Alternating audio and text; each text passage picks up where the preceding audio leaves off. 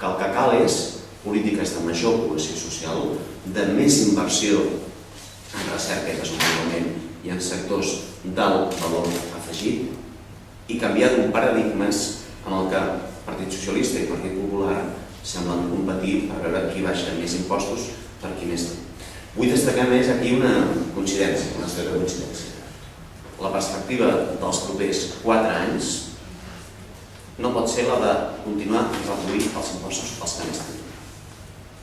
En una legislatura en què s'han reduït els impostos als que més tenien o que s'han conservat determinats privilegis.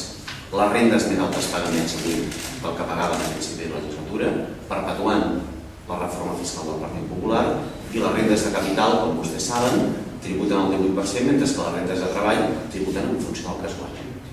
Si això li sumem a la SICAF, que nosaltres vam portar a discussió, que tributen el 1%, les grans fortunes, ens trobem amb un model de recaptació en què els que més tenen no són solidaris. I la pregunta és, davant d'una situació econòmica no tan bullant, si vostès en parlen a l'expressió, com la que hem tingut els darrers anys, quines són les respostes? Hi ha 2 tipus de respostes. Una resposta pròpia de la dreta, continuar reduint els impostos als que més tenen. I una resposta pròpia de l'esquerra, ampliar drets socials, amb un increment de despesa social i en convergència social amb la Unió Europea dels 15 a 1% anual. Una resposta de més recursos a partir de major recaptació d'aquells que avui no tributen.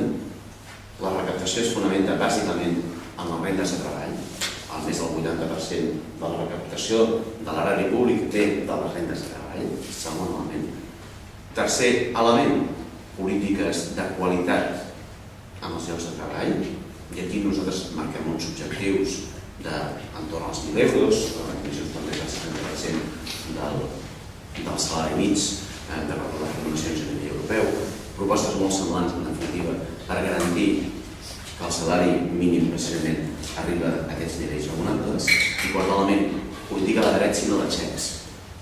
Política d'ampliació de drets en educació i que afavoreixin de forma efectiva la natalitat, i això vol dir ampliar permisos de paternitat i de maternitat, ampliar polítiques en matèries d'escoles bressol i no situar-nos en aquests xecs indiscriminats independentment de la renda de la persona